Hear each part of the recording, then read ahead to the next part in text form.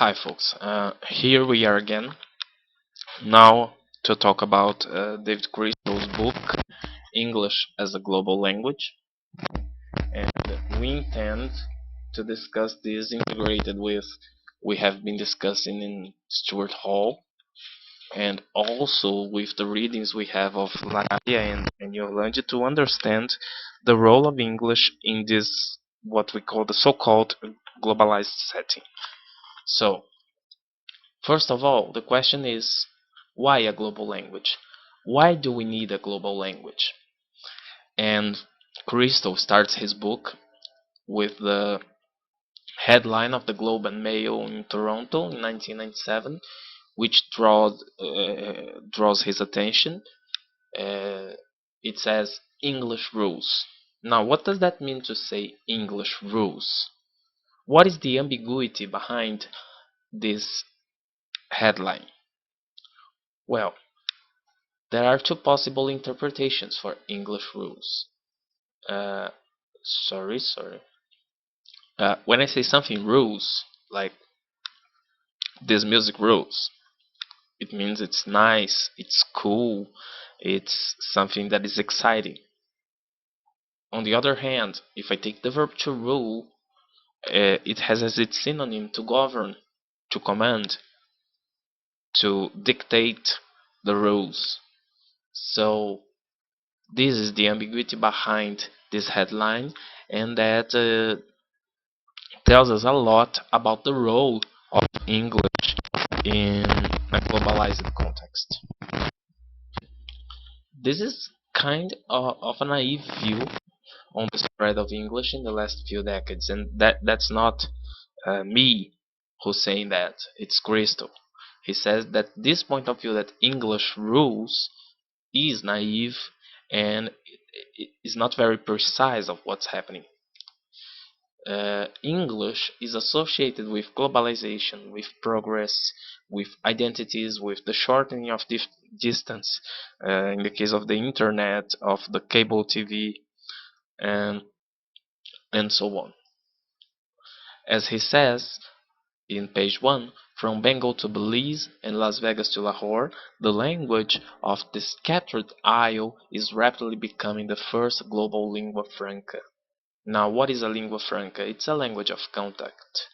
And what are the implications of this fact for English and the other languages? What does it mean for Brazil speaking Portuguese having such an influence of English? Well, but Portuguese was a language of an empire as well.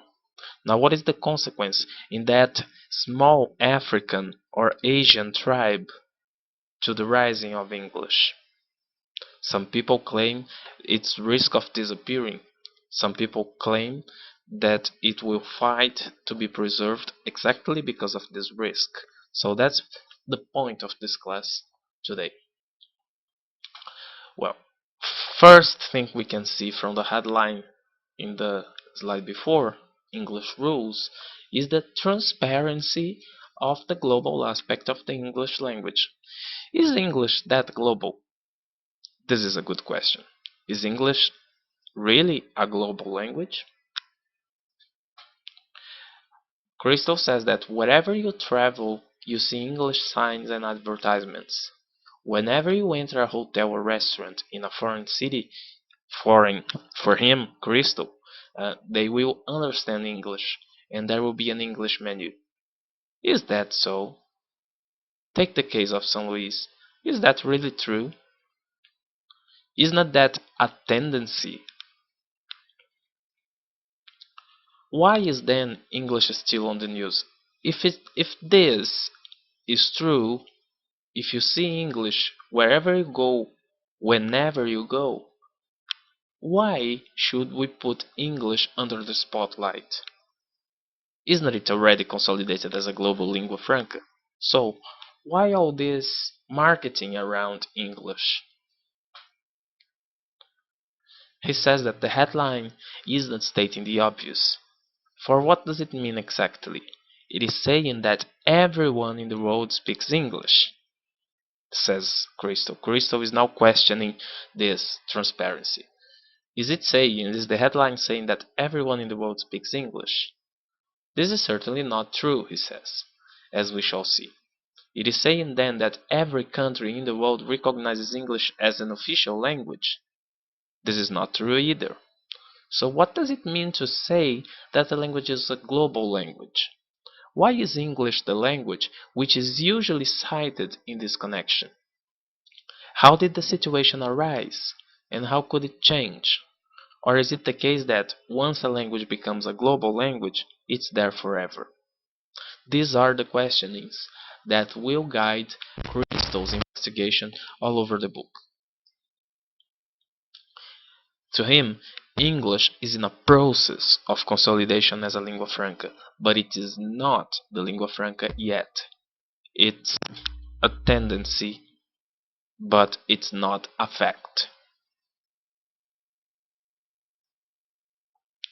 So we have political, economic, cultural, and identity matters that are in the agenda of this process and that we have to discuss, as we have been discussing identity in Stuart Hall.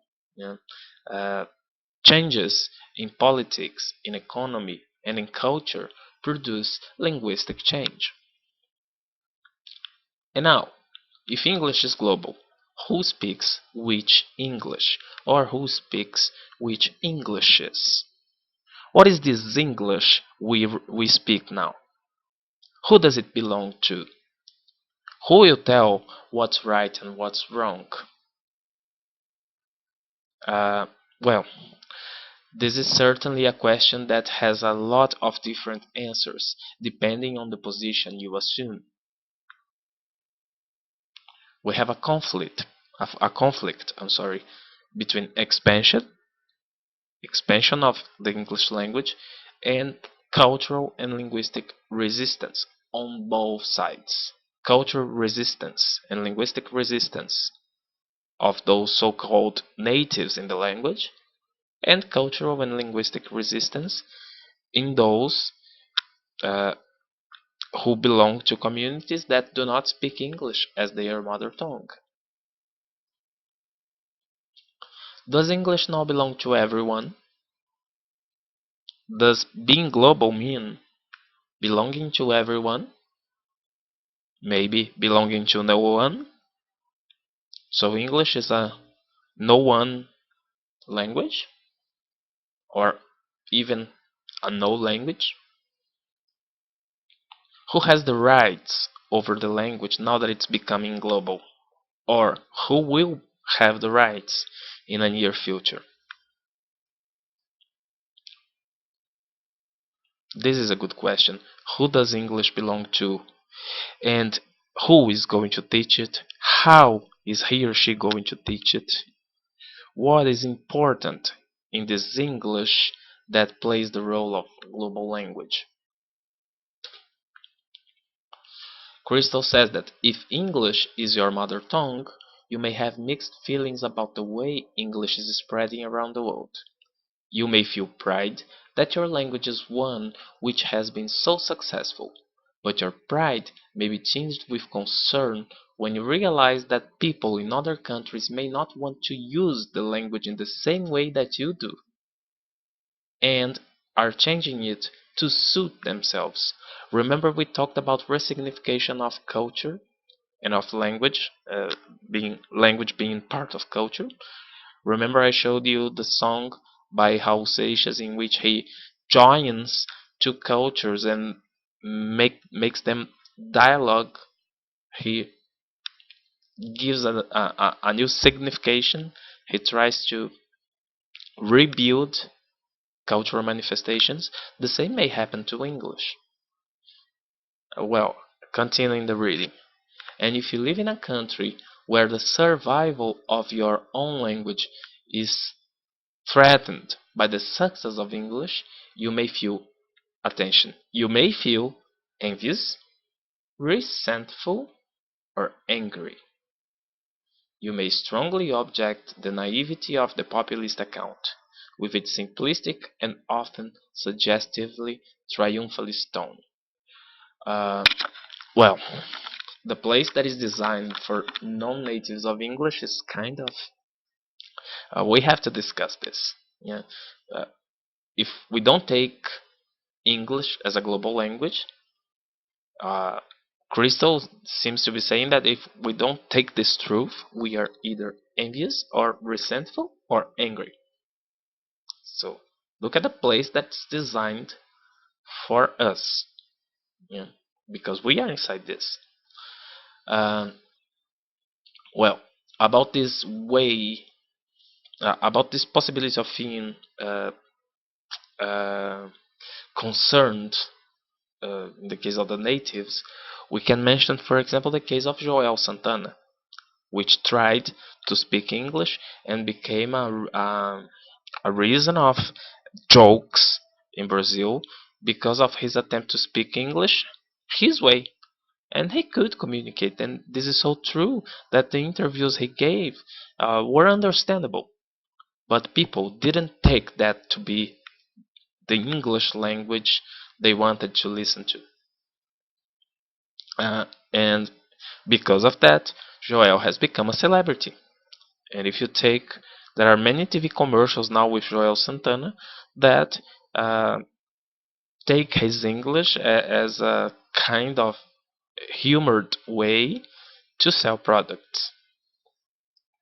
Well, but this is another topic. So, what makes a global language? What are the features that a language must have to become global?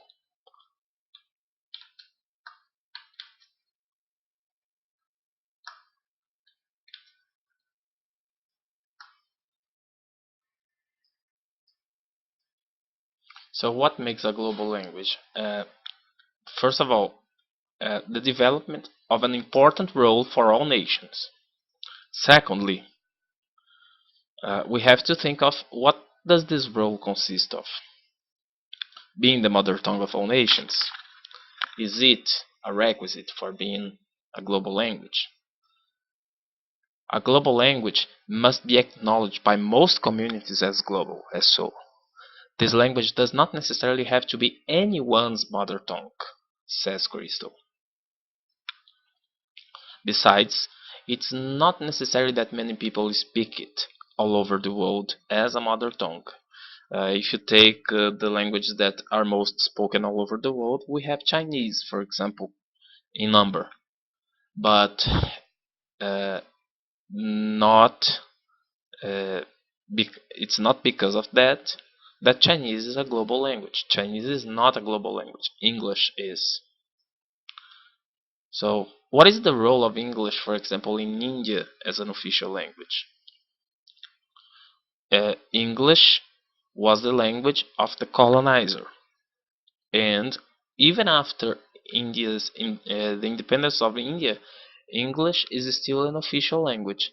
And what is the difference? We have now to discuss the difference between what is an official language, a native language, a second one, and a foreign language.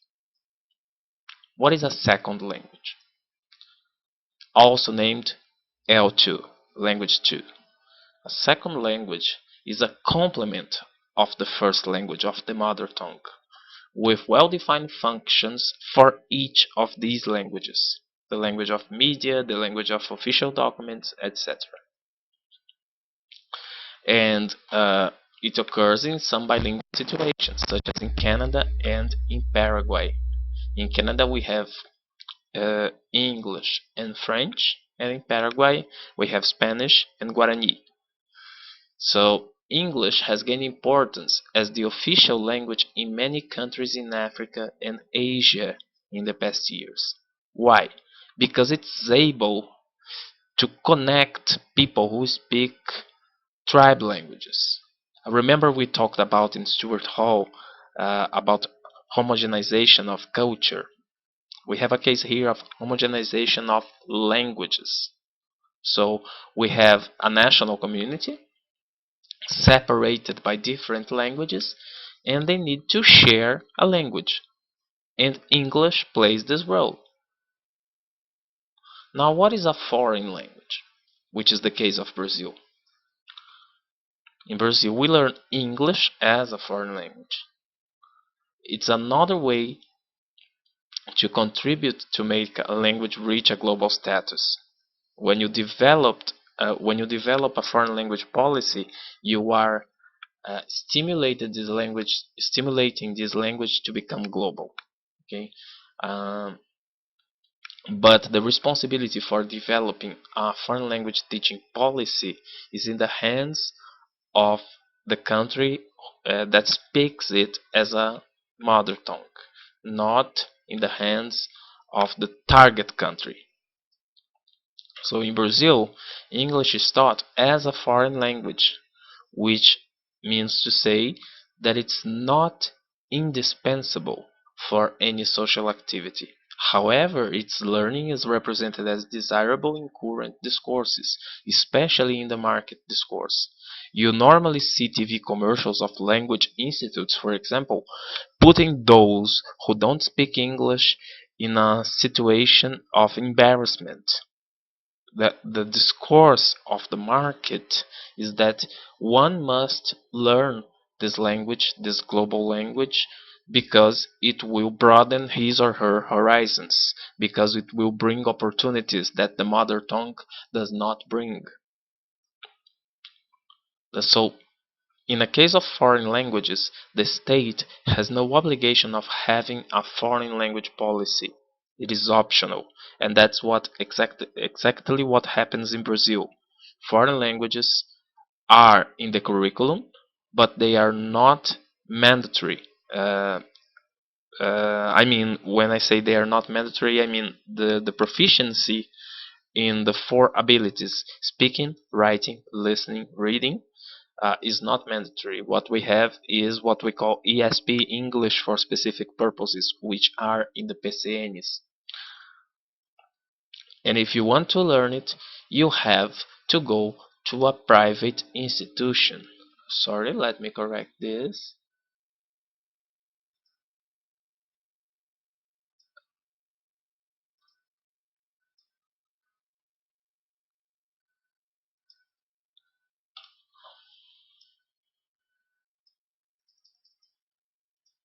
So, if you want to learn English in Brazil, you have to go to private institutions, which in some cases establish partnerships with organs of the British or and the American government.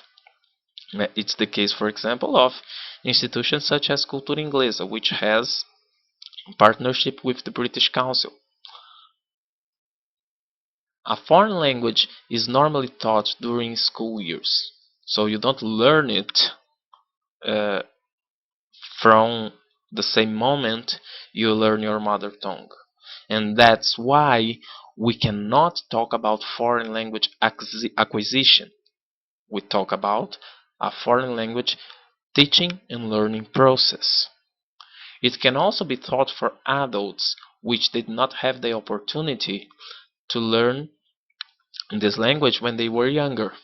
Differently of what happens to the mother tongue and to the official language or to language 2, we can't talk about foreign language acquisition as I said. We talk about teaching and learning or learning teaching progress in the process instead. So English is the predominant foreign language in the world. And what does it imply? In Brazil, for example, English is the dominant language in official elementary and high school. Although we have the possibility to learn French or Spanish, if you take uh, an investigation, if you ask institutions about their foreign language policy, you see that English is predominant. Which factor may have led the government to that choice? Why is English the predominant foreign language? Crystal will show us that English has acquired the status of most taught foreign language in some francophone colonies, for example. What can we conclude about the prestige this English has acquired? As we know, francophone countries, or France especially, they have kind of a cultural resistance to what comes from England. But why Francophone colonies adopted English instead? Maybe exactly because of this resistance to colonialism. Uh, at the same time that French brings a colonial memory, English seems to be kind of neutral for them. So, what are the factors that may cause the rise and the fall of a foreign language?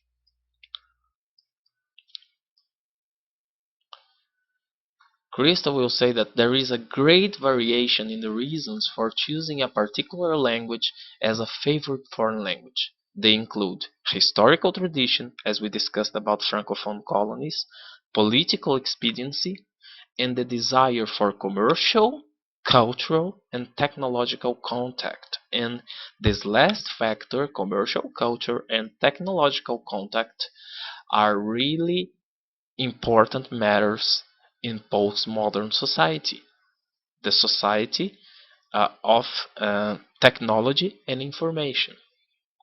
95% of the internet content is in English. So if you want to have access to that kind of information, you have to speak English. Crystal says that the sum of people who speak English as a mother tongue, L1, as a foreign language, EFL, and as an official language, or L2, at the beginning of the year 2000 was about 1.5 billion speakers, surpassing the number of Mandarin speakers. It's important to say that being your language 1, language 2, or foreign language don't refer to different competencies. They all presuppose the proper use of the four abilities, the proper management of the four abilities: speaking, writing, listening, and reading. They only refer to different ways to approach this language teaching, different language policies. To Crystal, it has little to do with the number of people who speak a language to determine if it's going to be global or not. It's much more, it has much more to do with who are those who speak this language. Who are they? So, language is related to power, to economic power, to political power. And maybe we start seeing here, we can start considering the reasons why English is becoming global. According to Crystal, this power can be military power, cultural power, or economic power. And as we can see, the United States of America have emerged as a global potence in these three aspects. They are a military, uh, very well developed nation. They are culturally succeeded. Uh, when I say succeeded, I mean they are able to export their culture all over the world, and they are economically dominant in globalization. To Crystal, language has no independent existence, living in some sort of mystical space apart from the people who speak it. Language exists only in the brains and mouths and ears and hands and eyes of its users. When they succeed, when these users succeed on the international stage, their language succeeds. When they fail, their language fails. And as North America succeeded militarily, culturally, and economically, English also succeeds and becomes or tends to become a global language. By this moment, we have to deconstruct some myths about English language teaching. Myth number one: it's often suggested that there must be something inherently beautiful or logical about the structure of English in order to explain why it is now so widely used. it has less grammar than other languages, some people say. Is it true? Is it true that English has less grammar than other languages? Less grammar than Portuguese, for example, or that English is more logical than Portuguese? Well, to Crystal, English doesn't have a. Some people say that English, sorry, does not have a lot of endings on its words. Yeah, the suffixes. Yeah, nor do we have to remember the difference between masculine, feminine, and neuter gender, so it must be easier to learn. And then Crystal says that Latin was once a major international language, and it had all these endings in words. He says, despite of its many inflectional endings and gender differences. French, too, has been such a language, despite its nouns being masculine or feminine, and so, at different times and places, have the heavily inflected Greek, Arabic, Spanish, and Russian. So it's not simplicity of a language's grammar or morphology or syntax that will determine if it will be global or not. As we saw in the slide before, it has much more to do with power, military, economic, and cultural power than with the language itself. Another, as any other language, Crystal says, English has a complex grammatical system and a vast vocabulary, which is sometimes constituted by foreign words, such as those borrowed from French, like fiancé, and like, for example, uh, cul-de-sac, which is also known as a roundabout, and so on. Crystal sees this ease of English to borrow words as a positive aspect of the language because it enables English as a good candidate to be global since it's permeable to the other. It accepts well what comes from the outside. And then every language, or not every language because this would be naive, but many languages are inside English somehow. For Crystal, English lexicon is much more Romance than Germanic, which means English, the English we know nowadays, is kind of Latinized. And if you take an academic article and you read it, you see lots of words with a Latin origin. The grammar of English was Latinized. So it makes sense to consider English as a language that is open for receiving. And being open for receiving will uh, contribute for interaction with people from that speak other languages. And then Crystal points out that a language does not become global because of its intrinsic structural properties, or because of the size of its vocabulary, or because it has been a vehicle of great literature in the past, or because it was once associated with a great culture or religion. These are all factors which can motivate someone to learn a language, of course, but none of them alone or in combination can ensure a language's world spread.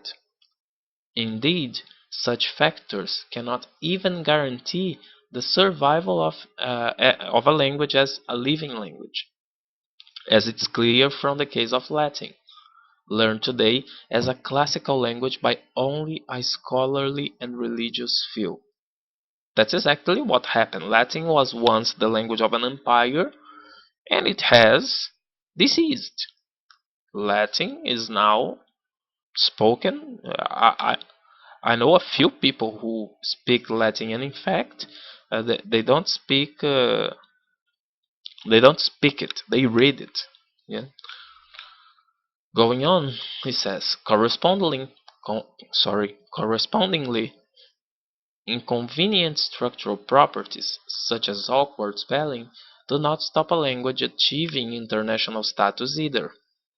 A language has traditionally become an international language for one chief reason, and here Crystal is precise and direct: the power of its people.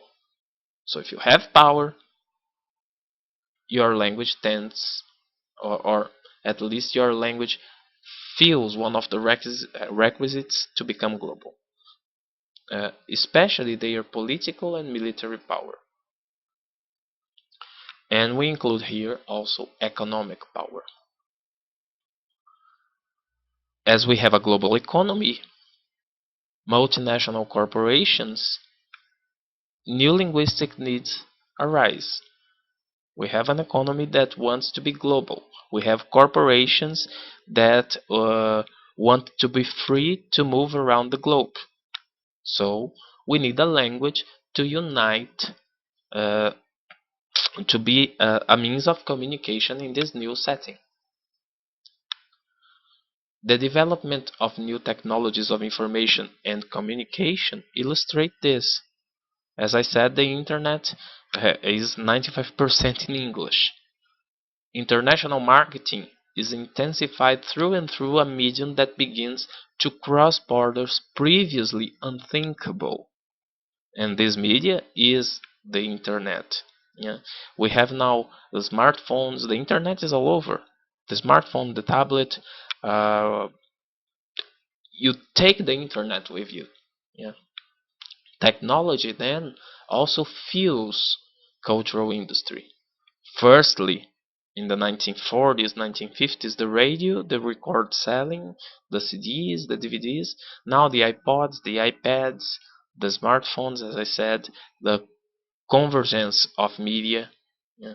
So academic and technological development bring together the need of a lingua franca, isn't it? You may write an article in Portuguese, but you have to write your abstract in English. So this academic and technological development also bring this need for a lingua franca in order for scholars to publish and present in their conferences.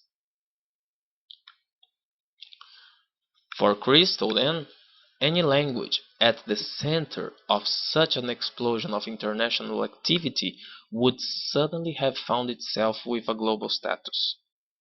And English was in the center of this since the Industrial Revolution. If you take the case of English, it's very nice to observe that it was in a movement to become a lingua franca in the Industrial Revolution. And after World War II, with the United States coming as an economic, uh, a very well developed nation, economically speaking, militarily speaking, we have a sequence in that setting. So, according to Crystal, English, as we shall see in chapters 3 and 4, was apparently in the right place at the right time, as he says in page 78. Well, when we read Robert Phillipson, when we read Robert Phillipson, we'll face some kind of a questioning of this affirmation. But for now, let's take it. Okay, English, he says, was apparently in the right place at the right time. Phillipson will say that there was a policy behind it. Okay. By the beginning of the 19th century, Britain had become the world's leading industrial and trading country. By the end of the century, the population of the United States, then approaching 100 million, was larger than that of any of the countries of Western Europe, and its economy was the most productive and the fastest growing in the world. British political imperialism had sent English around the globe during the 19th century, so that it was a language on which the sun never sets. This is what the British used to say about English. It was the language on which the sun never sets because they had colonies all over the continents. During the 20th century, this world presence was maintained and promoted almost single-handedly through the economic supremacy of the new American superpower. Economics replaced politics as the chief driving force. Well, here, crystally separating economics and politics. I put these two forces together because we have been doing politics thinking of economics. And then he says, with this replacement of politics by economics, the language behind the US dollar was English. And this explains a lot, as I said, the relationship between language spread and power. In this case, economic power. So next class we will discuss Robert Phillipson, linguistic imperialism, and we'll try to formulate a new perspective that could break with this uh, too much simplistic view that English was at the right place at the right time, and see what were the conditions for making that place the right place and that time the right time for English. For now, that's all. See you in class.